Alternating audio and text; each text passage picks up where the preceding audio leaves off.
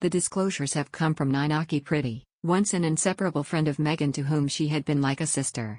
But their relationship is long over. Since Meghan's engagement to Harry, she has spilled just about every intimate bean of their 30-year friendship. It was Ms. Pretty, you may recall, who revealed to royal biographer Andrew Morton that Meghan was always fascinated by the royal family. She wants to be Princess Diana too. Yet what emerges from these revelations is a picture of Meghan who, as a young woman, was not quite the confident and sophisticated figure whom Harry fell in love with. Meghan was vulnerable and as likely as any other 20-something to chance her luck in the dating stakes. Until now it had been thought that, for all her beauty, Meghan had been linked to only a handful of men, apart from her former husband, film producer Trevor Engelson, and the Canadian chef who replaced him in her affections. There had been the boy with whom she shared a first kiss, a high school sweetheart, and a couple of others, none serious. But now we learn that she had a dating Bible called The Rules, a self-help book aimed at women who want marriage in the shortest time possible. Meghan studied the book, an instant bestseller when it came out in the mid-90s, so thoroughly she was able to recite passages off by heart. According to Ms. Pretty, Meghan used to quote the rules all the time and really put it into practice with a number of her boyfriends. She was never without a boyfriend for more than 2 or 3 months and always striving to have someone by her side. She liked the idea of being part of a team and having a domestic life. Ms. Pretty adds, any relationship that she was in, there was always an element of marriage in the back of her mind. Meghan, she says, would quickly be thinking about what the relationship would be like in 10 years' time. That surely cannot have been the case with porn star Rex.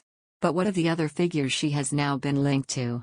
Unsurprisingly, some cover the period when she was away from home for the first time and a student at Northwestern University in Chicago. Sean Zackin was an actor and screenwriter with whom she enjoyed a 6-month romance in 2003. Both had attended Northwestern and had ambitions to act. Sean, who played a waiter in an episode of Sex and the City, would rehearse his audition lines with her. They split up because he would not make the commitment she wanted. His family are well off with a home in the Hamptons, the upmarket resort on Long Island, close to New York, and he had good connections in Hollywood, a source told the newspaper. She liked that lifestyle.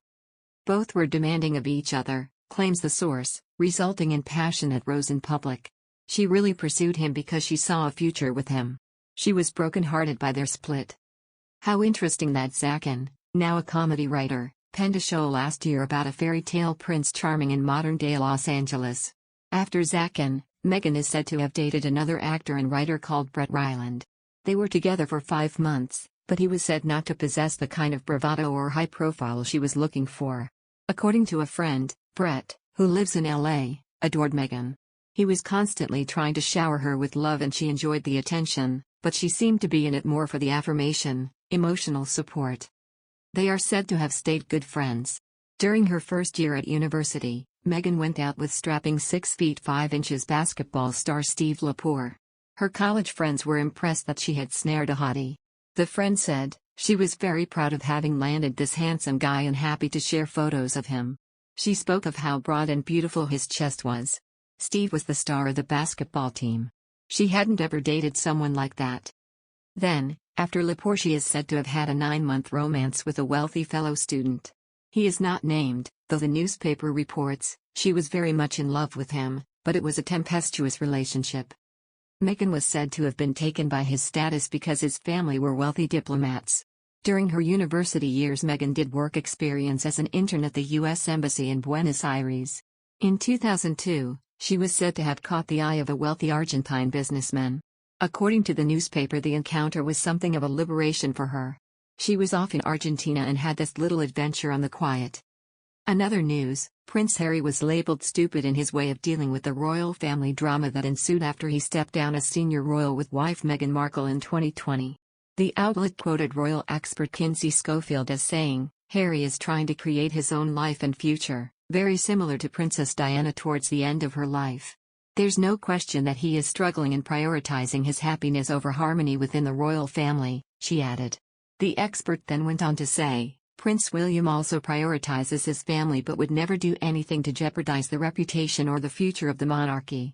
Perhaps Prince Harry thinks he would not either. Maybe his actions weren't intentional. But stupidity is not a justification for the damage that has been done over the last several years, she concluded.